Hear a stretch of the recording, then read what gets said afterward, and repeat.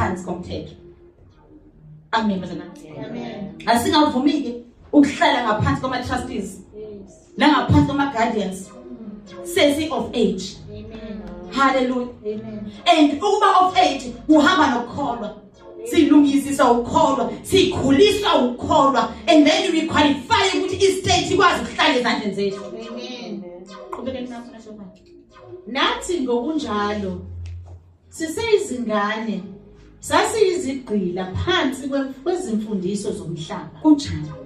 Kepha lapho sesifikile isikhathi esimisiweyo, uNkulunkulu wathumela indodana yakhe eyazalwa ngowesifazane izelwe phansi komthetho. Yes. Ukuze ikhulule labo abaphansi komthetho samukele ukuba ngamadodana. Uthi ke uApostle Paul ngiyayithanda lethi methi ngithi mina. Amen. Nani njalo. Uthi sasiphila ngaphansi komthetho. Kwazi wafika iage yethu yokuthi sikwazi ukuyiphathela. Kwafika uKristu wazozalwa ngowesifazane. Amen. uNkulunkulu wazo-omitha i-process ejwayelekile ukuthi kuhlangana owesilisa physically nowesifazane ebese kuphuma umntwana. In this case sibona kuhlangana oku-physically no-spiritually kwazala umntwana. Wazozalwa ngaphansi, wazalwa ngowesifazane, wamzala lo wesilisa. uJesu wazalwa ngaphansi komthetho, wakhula phansi komthetho. So he tasted umthetho. Uyawazi ukuthi unjani. So ukuze mase sikhiphe umthetho, awukwazi phela ukusikhipha into ongayazi. So kwamele azophila uJesu phansi komthetho, akhule phansi komthetho, ukuze akwazi ukwehlukanisa phansi komthetho negrace. Amen. Igrace ayingazili ukuzose umusa ongazili wena uzosenza abantu bangaphatheki. Kodwa wawuzosilungisisa ngokholo. Amen. Hallelujah. Amen. Aqhubeke mama. Lokhu ningamadodana, uNkulunkulu uthumele umoya wendodana yakhe ezinhlizweni zethu, owamenzela wathi ethi Abba Baba. Ngakho-ke awusasisona isigqila kodwa indodana, kepha uma uyindodana uyindlalifa ngaye uNkulunkulu. Uyidlalifa ngaye uNkulunkulu. Yingakho uNkulunkulu esezwini lakhe ngiyakunikeza ngishingcebo yobumnyama. Amen. It's because mawuzela uKristu uyaqualifya ukudla ifa. Amen. That belongs to the kingdom of darkness. Amen. Kumele kubuye izinto zize ngakithi. Akekho lifa lombuso kaNkulunkulu, because yithi esikwazi ukuqualify ukudla ifa lezizwe, kodwa bona bakwazi ukudla ifa lethu. Sizindlalifa ngaye uKristu. Glory to Jesus. Thizwe kaNkulunkulu singamadoda. Akabhekile. Akubalekile ukuthi aze athi sons and daughters. Yingoba ushilo wathi ngithi mina ayikho igender in the spirit. Akekho wesifazane nowesilisa. Yingakho uKristu mayifika wasenza amadodana ombuso. Amen. Sizindlalifa ngaye Amen. uKristu Jesu. Amen. Jesus. Amen manje. Amen. Bese ukhumbuzana lokho namhlanje Oh Jesus. ukuthi you are no longer slaves. Oh Jesus. Anisezona iqhilo. Yes. Siza khona noLuyanda bazane, if you understand the authority uzo-exercise ngendlela right. Amen. Sesokhuleka.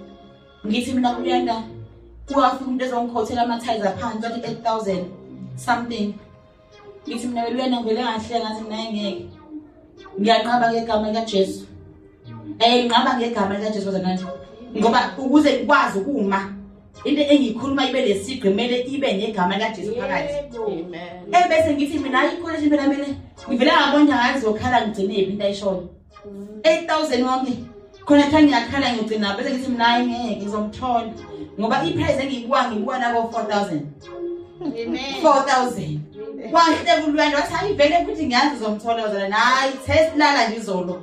Yayithi ifikile iquote ethi 4,000 namaniki 4.2.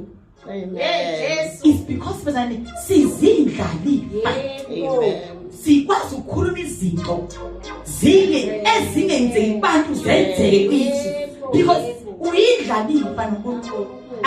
Akuphuma uhambe namhlanje uthi baphuma na uthi ngiyidlalifa kanye noKristu Jesu angisaphili ngaphansi komthetho. Uma umuntu engathangisa uyicompany Tom ngina lekhaya imali engaka kodwa ngiyaqualify to negotiate because ngiyidlalifa kanye noKristu Jesu. Amen. Hallelujah bazalwane. Awuphume lento omthemba uNkulunkulu ngayo namhlanje. Uthi ngenxa yokuthi mina ngiyimbewu kaAbraham bese ugada lento ngalesikhathi ubamba into ukuthi mina ngiyimbewu ngiyidlalifa ngoba uAbraham ngitshela ngento mina engenzeni.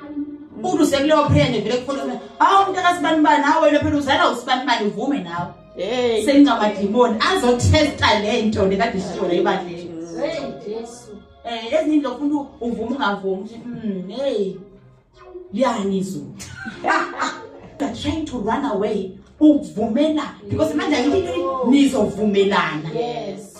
And by ukuvuma bazalwane niyayizinto ngishoyo. Yes. Amadimoni ngisho azoyithetha.